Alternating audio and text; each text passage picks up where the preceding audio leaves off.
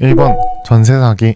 전세 사기 피해자가 굉장히 많아지면서 요새는 아예 월세만 선호하는 사람들도 많아졌죠. 저도 원래는 빌라로 가야 됐는데 보증금이 높으면 불안하고 그래서 찾다 아파트로 들어왔습니다. 돈은 없는데 전세 사기를 당하는 것보다는 그래도 안전한 아파트로 왔는데요. 얼마 전에 그것이 알고 싶다 해서도 전세 사기 피해자들은 너무 힘들어 하는데도 가해자들은 떳떳하게 밥 먹으러 다니고 또 다른 사기를 또 짜고 있고 그런 모습이 나왔습니다. 이게 맞는 건지 그리고 우리나라만 그런 건지 그러면 어떻게 해야 할지 알아봤습니다. 2번 사기 1등. 우리나라는 24년 사기 범죄 43만 건입니다. 하루 평균 1200건의 사기 사건이 발생하고요.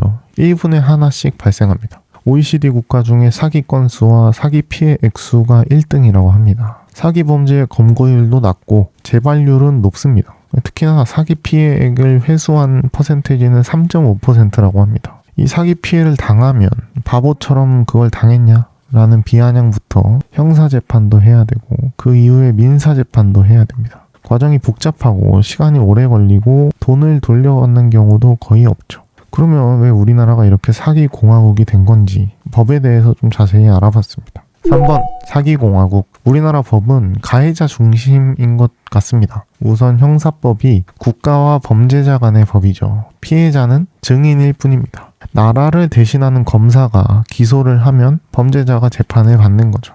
그래서 우리 형법은 피해자 보호보다는 공공질서 유지가 목적이라고 합니다. 우선 잘못한 것에 대해서 처벌하고 다른 사람에 대해서 경고하는 일반 예방, 재범을 방지하는 특별 예방, 요것들이 기본 철학이라고 합니다. 그래서 형사처벌에서 판결이 끝나더라도 피해자한테 어떻게 얼마를 갚아야 된다. 이런 게 없습니다. 피해자는 별도로 민사재판을 해야 되고요.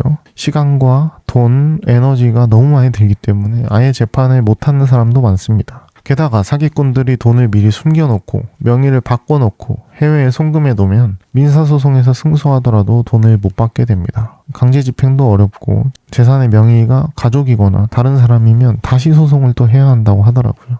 이게 참 맞는 건가 싶습니다. 그러면 다른 나라에서는 어떻게 사기를 대하고 있나 보겠습니다. 4번 다른 나라. 우선 노르웨이는 가장 범죄율이 낮고 재범률도 낮다고 합니다. 왜냐하면 노르웨이는 형사사법 시스템이 피해자 중심으로 설계되어 있다고 합니다. 피해자가 재판에 직접 참여할 수도 있다고 하고요.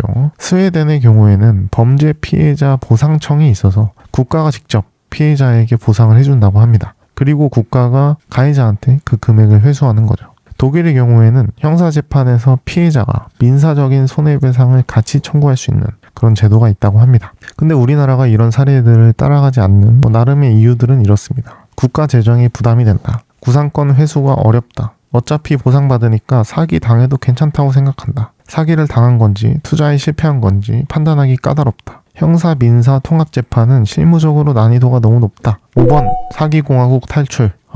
그래도 다시 생각을 해보면요. 사기 금액이 너무 많아서 국가 재정에 부담이 된다. 근데 그걸 개개인이 떠안게 두는 게 맞을까요? 개개인에게는 더 부담이 되지 않을까요?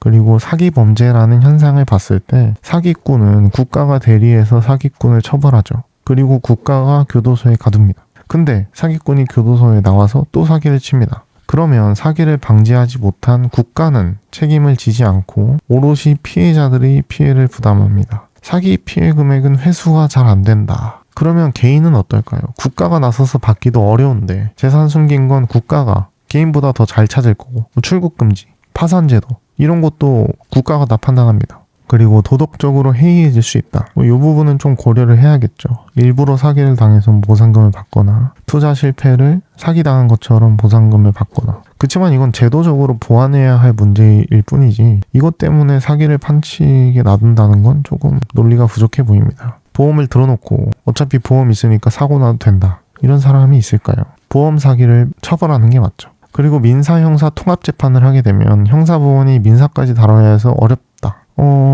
판사가 어려운데 일반 국민은 어떨까요? 형사재판에 증인 출석하고 어떻게 진행되나 계속 찾아보고 민사재판은 내가 변호사를 구해서 재판하고 참 많이 아쉬운 것 같습니다. 6번 피의자 책임 아니냐? 이런 보수적인 시각도 있습니다. 개인이 잘못해서 당한 걸 왜 나라 세금으로 도와줘야 되냐? 하지만 모든 책임은 개인 책임으로만 설명될 수 없습니다. 사기는 고의적으로 기망했느냐가 핵심이죠. 피해자는 거기에 그냥 속은 것 뿐이고요. 범죄자가 창문을 깨고 들어와서 도둑질을 했는데 왜 방탄유리로 안 했냐? 이렇게 하는 거랑 비슷한 거죠. 사기를 방치한 것은 공공의 책임이기도 합니다. 미리 막을 수 있었고 재범률을 낮추고 사기 범죄율을 낮추는 것은 국가에서 해야 될 일이니까요. 너무 이제 진보적인 시각이라고 보실 수도 있는데 개인적으로는 피해자들이 오히려 사회의 눈치를 보면서 끙끙거리면서 살아가야 하는 현실, 가해자들은 떵떵거리면서 또 사기를 치는 현실, 이런 게 좀 안타까워서 비판을 해봤습니다. 여러분들의 생각은 어떠신지